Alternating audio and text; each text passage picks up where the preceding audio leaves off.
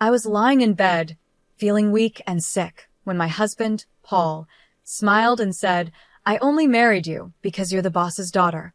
I looked over at the scarves and gloves I had lovingly knitted for him, now tossed aside like they didn't matter. His words stung. He seemed so disappointed in me, and I knew I had to wake him up to reality. I chuckled at the thought of him realizing how wrong he was, thinking everything was going his way. My name is Kelly Riley. I've been married to Paul for 6 years now. We don't have any children, but we've been living happily together. Paul works a lot and is often away from home. Sometimes I feel lonely, but he always makes an effort to spend time with me on his days off, which helps me manage the loneliness. I met Paul through my father, who was his boss at the time. After we got married, Paul suggested that I become a stay-at-home wife. It seemed like a good idea to me, and I had plenty of time for myself. While supporting Paul, I started making friends with the neighbors, doing some exercise, and taking up sewing. I tried different things to fill my time, but sewing and knitting became my favorite hobbies. Every winter, I would knit scarves and gloves for Paul. My first few attempts weren't great, but I got better with time. Eventually, Paul even told me they were as good as the ones you could buy from a store. Hearing his kind words made me love sewing even more. I dreamed of one day sewing with our future child. I mentioned it to Paul, and he smiled, saying, "Maybe I'll join in and learn when the time comes." It was moments like these that made me feel happy in my life. I also made sure to take good care of the house and always spent quality time with Paul when he had days off. Thanks to his good salary, we had a comfortable life, and from the outside, I probably seemed very lucky. I had no complaints and thought we would continue living quietly like this, just the two of us, with hopes for a child in the future. But about 3 years ago, things started to change. One evening, I was waiting for Paul to come home, as I always did. Suddenly, I felt dizzy and collapsed. Paul had just returned from work and rushed me to the hospital. When I woke up, I found myself lying in a hospital bed. From the conversation between Paul and the doctor, I learned that my condition wasn't minor and would be something I'd have to deal with for the rest of my life. Thankfully, it wasn't life-threatening, but the doctor warned that it could happen again. They recommended I stay in the hospital until I was a bit stronger. Seeing that I was worried, Paul reassured me, "It looks like you'll be in the hospital for a while, but it's okay. I'll come visit whenever I have time off from work. We'll get through this together." He held my hand as he spoke, and his words eased my fear. With my supportive husband by my side, I believed that everything would be fine, even though there wasn't any real reason to think that. True to his word, Paul visited me almost every day after that. He held my hand, asked me how I was feeling, and tried to keep my spirits up. When I told him the hospital days felt long and boring, he brought me my favorite sewing tools. We would sit together, sewing and chatting about little things that happened during the day. Teaching my clumsy husband how to sew was especially fun, and it made me forget the boredom for a while. These happy moments in the hospital went on for about a year. Last winter, I made him another scarf as part of our yearly tradition. But after that, I noticed Paul started visiting less and less. Now, if he showed up once every few weeks, I considered myself lucky. At first, I thought he was just swamped with work, so I kept myself busy with sewing. I even started making a pair of gloves to surprise him the next time he came.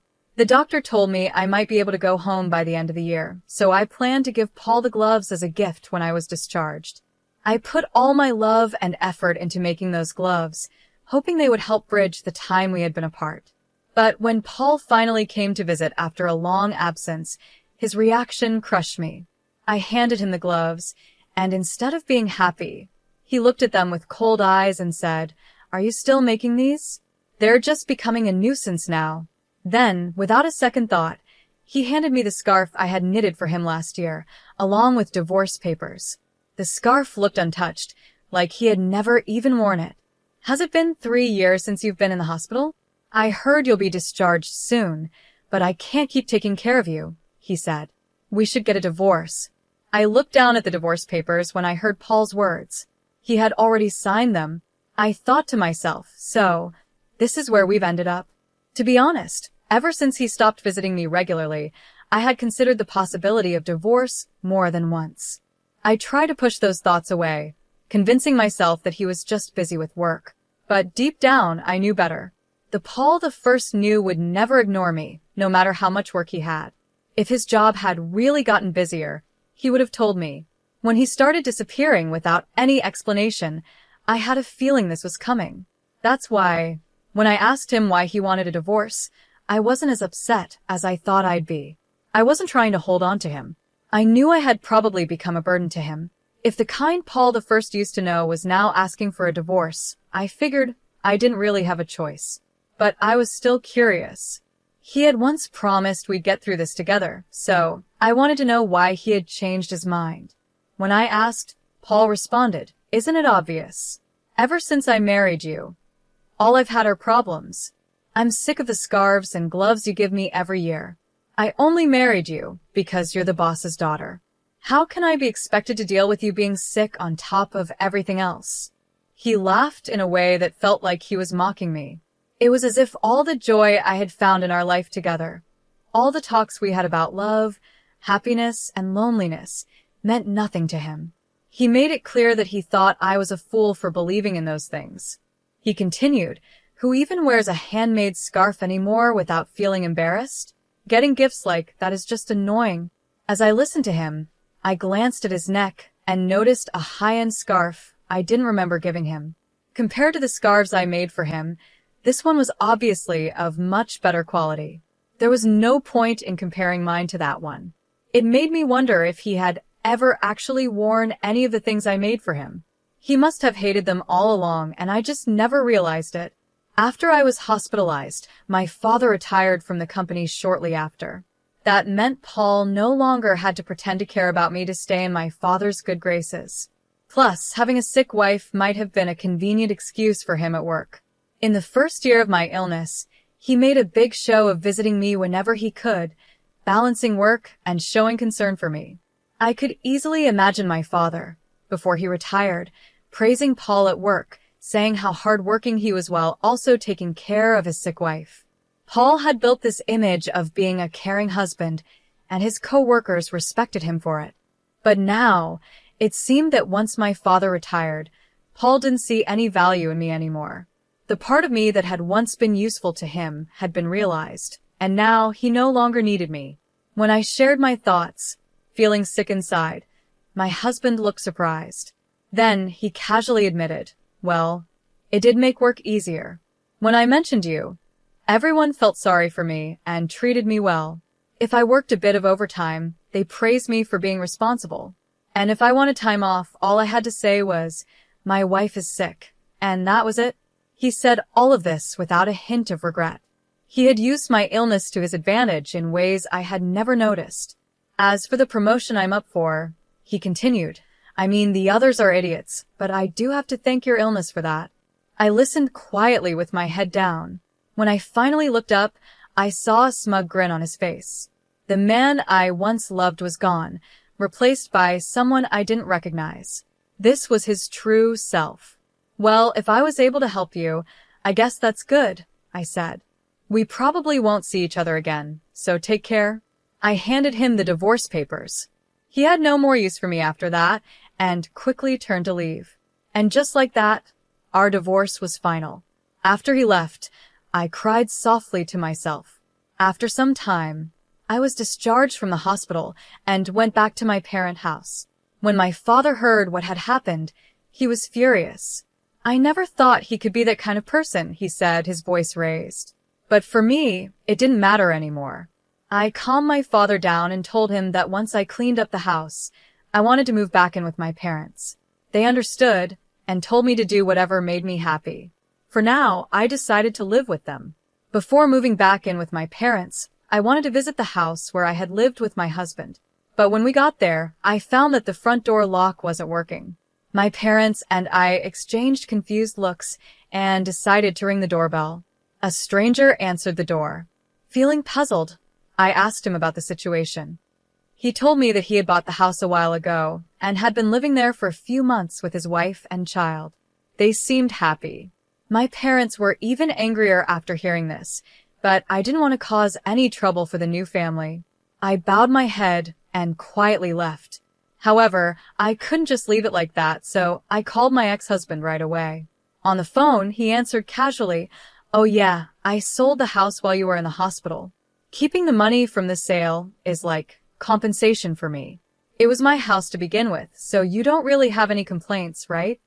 I couldn't help but sigh at how indifferent he was. I wish he had told me sooner. From what the new owner said, the house had been sold quite a while ago. My husband probably put it up for sale about a year ago, around the time he stopped visiting me. Even if he had planned to divorce me, selling the house without discussing it with me was just outrageous. Our divorce had already been finalized when we signed the papers, but since I was still in the hospital, we had agreed to talk about compensation and dividing assets after my discharge. We had a meeting planned for next week, but he decided to act on his own. It was unbelievable. What made it worse was that he didn't even think he had done anything wrong. So, I calmly told him over the phone, "You really don't understand anything, do you?" "Huh? What do you mean?" he asked, sounding confused. "I'll explain everything in detail next week," I replied and hung up the phone. I smiled at my worried parents and then turned to my father. "I need a favor," I said, sharing my plan with him and asking him to help me get ready for what was coming. "I understand," my father said, his face serious but supportive. "I've already prepared the necessary documents. There's not much time before the meeting next week, but we'll manage." I could see a hint of regret in his eyes, probably because he had once recommended my husband to me. But his anger at what my husband had done seemed to drive him to help me as much as he could. I thanked my father and waited for the day of the meeting. The thought of seeing my husband's reaction made me smile for the first time in a while. With my father's help, we got everything ready for the meeting. We decided to hold the discussion at my parents' home. My parents and I sat together on one side, and my husband sat alone across from us. I'm sure he knew my parents were hurt by the divorce, but it didn't seem to bother him anymore. He didn't show any sign of respect towards them, and his face even held a hint of a smile. His attitude was arrogant, as if he didn't have anything to worry about. "I'm the victim here," he began, "but I'm not going to ask for too much. The money from the sale of the house will be enough." He spoke as if he was being generous, like he was doing us a favor by not asking for more. Seeing his smug attitude, my father's face turned red with anger. I gently placed my hand on his to calm him down. There was no need for us to get upset. We knew that in this discussion, my husband was the one who would be at a disadvantage, not us. "There's something important we need to talk about first," I said, keeping my voice calm. I spoke up and my father handed over a document. It was proof that the land where the house stood was owned by him. "Yes, the house was in your name. There's no question about that," I said. "But the land the house was built on belongs to my father, and he still holds the title to it. That's clear from this document, right?" My husband's expression changed slightly, his brow furrowing. "So what?" he replied. "The house was mine. No one has the right to complain. Do you think you can get back at me with that?" He chuckled, as if he found the whole situation ridiculous. I continued calmly. "It's true that the house was in your name, and legally, you could sell it. I'm sure you checked all of this before you sold the house, and there's no legal issue with your actions." My husband seemed confident, knowing there was no problem from a legal standpoint. "However," I said, "for the family who bought the house, this is a big issue. You sold the house, but since we still own the land, my father can charge them rent. That would definitely cause them trouble, don't you think? The situation isn't what they were led to believe." I paused before continuing. "Now, neither my father nor I intend to charge them rent or make them leave. But we also don't plan on just giving away the rights to our land for nothing. In that case, we would sell the land to the family.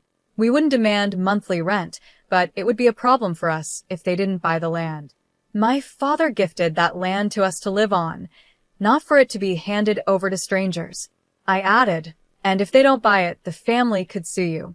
As I said, the deal wasn't what they expected. Can you imagine their frustration? They thought they were buying their dream home, only to find out the land isn't theirs, and they now have more expenses. After we obtained proof of my father's ownership of the land, we went straight to the new family and explained the situation. Thankfully, They understood and agreed that if there was any trouble, it was the seller's responsibility. If things didn't go well with the negotiations, they made it clear they would sue my husband. When I saw my husband's face turn pale, I knew he finally understood the gravity of the situation. He realized that no matter what, this was going to cost him a lot of money because of his mistake. In a trembling voice, he asked, "What should I do then?" I smiled and calmly responded, "The family can buy the land from us, making them the full owners of both the house and the land. Then you would have to cover the cost of the land. This way, everything can be settled smoothly, and there would be no need for the family to sue you. Once they own both the house and the land, all the issues will be resolved. However, since they weren't informed about the land price when they bought the house, they will likely make you pay for it. That's not their problem to deal with, it's yours. The real issue is that the land is in a prime location, and its value could be higher than what you sold the house for. Even if you give up all your assets, it might not be enough. In the end, you could be left with nothing." I paused for a moment and continued, "Another option is for you to buy the house back and then pay for the land. Of course, you have to cover the relocation fee for the family living there. This would give you back both the house and the land, and you could try selling them again, maybe making some money.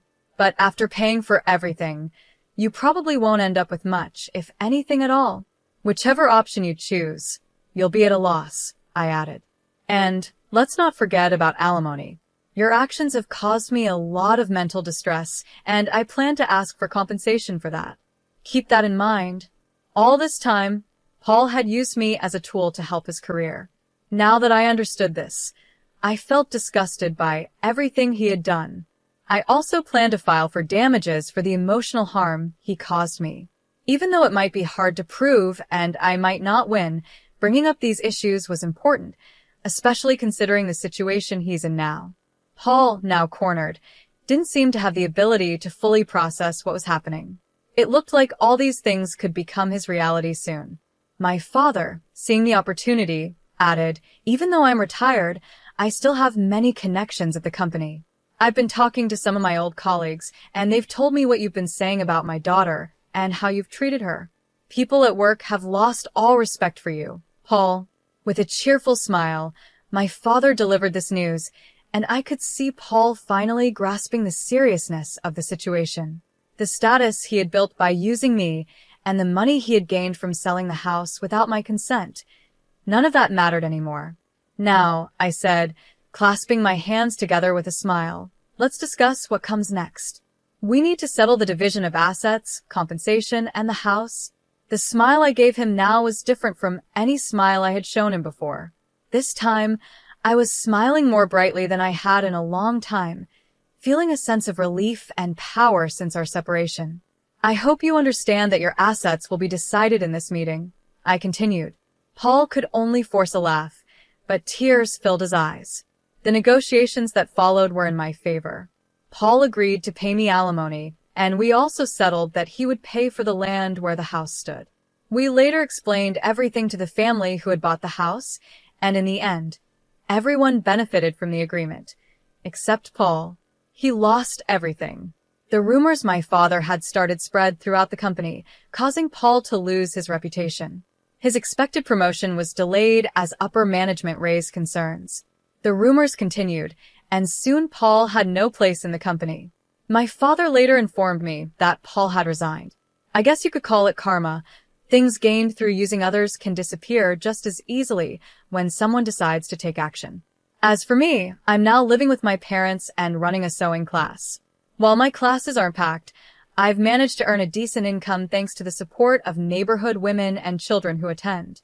Even though I never had the chance to sew with my own children like I once dreamed of, I've realized that sharing what I love with others brings me real happiness.